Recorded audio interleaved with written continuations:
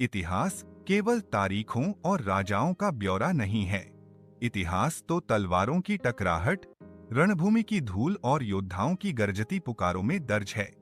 कभी सोचा है कि अगर पानीपत का युद्ध एक अलग मोड़ ले लेता या प्लासी की जमीन पर किसी और ने जीत का झंडा गाड़ा होता, तो आज हम किस तरह का भारत देखते? यह वही सवाल है जो हमें भारत की उन महाकाव्य लड़ाइयों तक ले जाता है, जिन्होंने केवल राजाओं की तकदीर ही नहीं, बल्कि पूरी सभ्यता का भविष्य गढ़ा। भारत का इतिहास शौर्य गाथाओं और युद्धों से भरा हुआ है। यहाँ न केवल महान सम्राटों ने सेनाएं टकराईं, बल्कि विदेशी आक्रमणकारियों के साथ ऐसी निर्णायक लड़ाइयां लड़ी गईं जिन्होंने भारत की दिशा और दशा तय की।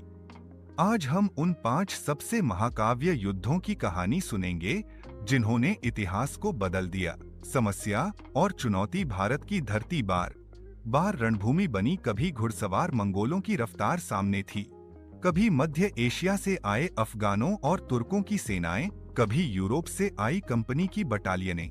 राजाओं के सामने बड़ी चुनौतियां थीं। सीमित संसाधन बनाम विशाल आक्रामी सेनाएं, रणनीतियां जो एक रात में किस्मत बदल देती, और अंततः यह सवाल कौन रहेगा और कौन मिट जाएगा। अब चलते हैं 5 ऐसी रणभूमियों की ओर जो भारत की आत्मा को आज तक झकझोरती हैं। तराइन का प्रथम युद्ध 1191 ई। स्थान तराइन, आज का हरियाणा। पक्ष पृथ्वीराज चौहान बनाम मोहम्मद गौरी। पृथ्वीराज चौहान भारतीय वीरता की मिसाल थे। गौरी के खिलाफ इस युद्ध में उन्होंने अपनी धनुर्धारियों और घुड़सवारों को संगठित किया। रणभूमि में जब चौहानों की तलवारें चमकतीं, तो तुर्क घबराकर पीछे हटते। नतीजा, इस पहले युद्ध में पृथ्वीराज की सेना ने गौरी को परास्त किया और उसे कैद तक कर लिया। पूरी धरा योद्धा चौहान के साहस से गूंज उठी, पर नियति ने अभी नया पन्ना खोलना बाकी रखा था। तराइन का द्वितीय युद्ध 1192। यह वही निर्णायक लड़ाई है जिसने आगे भारत में मुस्लिम सल्तनत की नींव रखी। गौरी पहले हार से सबक लेकर लौटा। इस बार उसने तरकीब बदली। दिनों तक लड़ते लड़ते अचानक एक रणनीतिक हमला किया। चौहान की सेना थक चुकी थी और उसी समय अचानक तुर्कों की पंक्तियों ने निर्णायक प्रहार किया। नतीजा, पृथ्वीराज पराजित हुए। दिल्ली और अजमेर पर कब्जा हुआ और भारत में सदियों लंबा सल्तनती शासन स्थापित हुआ। पानीपत का पहला युद्ध 1526 ई। स्थान पानीपत। पक्ष इब्राहिम लोदी बनाम बाबर। बाबर एक तैमूरी वंश का योद्धा भारत की समृद्धि की ओर देख रहा था। उसकी सेना कम संख्या में थी, लेकिन वह एक चीज लाया, आधुनिक तोपखाने की ताकत। लोदी के पास लाखों की सेना थी, पर रणभूमि पर बाबर की तोपें गरजने लगीं। हाथियों की पंक्तियां डरकर बिखर गईं और लोदी की विशाल सेना ध्वस्त हो गई। नतीजा, बाबर ने भारत में मुगल साम्राज्य की नींव रखी। यह केवल एक युद्ध नहीं, बल्कि एक युग की शुरुआत थी। हल्दी घाटी का युद्ध 1576। स्थान हल्दी घाटी, राजस्थान। पक्ष महाराणा प्रताप बनाम अकबर की सेना मान सिंह के नेतृत्व में। हल्दी घाटी का नाम सुनते ही तलवारों की गूंज, घोड़ों की दौड़ और जय एकलिंग की पुकार आज भी गूंजती है।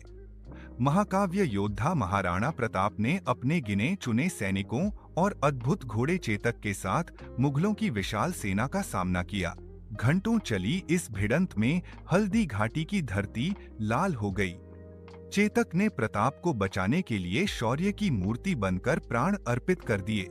नतीजा, युद्ध यद्यपि निर्णायक नहीं हुआ, पर यह अमर हो गया मुगलों की शक्ति के आगे घुटने न टेकने वाले राजपूताना गौरव के प्रतीक के रूप में। प्लासी का युद्ध 1757 ई। स्थान प्लासी, बंगाल। पक्ष सिराज उद दौला बनाम अंग्रेज ईस्ट इंडिया कंपनी। यह सबसे निर्णायक युद्धों में से एक था, जिसने भारत को औपनिवेशिक गुलामी की राह पर डाल दिया। सिराज उद दौला के पास सेना अधिक थी, अंग्रेजों के पास केवल अनुशासन, तोपखाना और कूटनीति, और इसी कूटनीति ने काम किया। मीर जाफर जैसी गद्दारी ने बंगाल के नवाब को रणभूमि में अकेला छोड़ दिया। नतीजा, अंग्रेज जीते।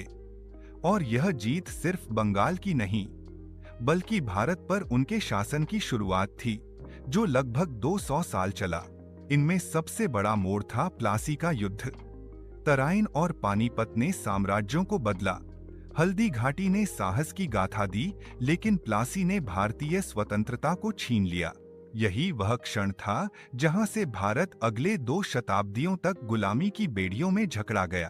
तो ये थे 5 युद्ध, तराइन, पानीपत, हल्दी घाटी और प्लासी, जिन्होंने भारत का भविष्य तय किया। इन सब में एक बात समान थी, रणभूमि केवल हथियारों से नहीं, बल्कि साहस, रणनीति और कभी कभी गद्दारी से तय हुई। इतिहास केवल बीता हुआ कल नहीं है, यह हमें सिखाता है कि एक युद्ध पूरे युग का नक्शा बदल सकता है।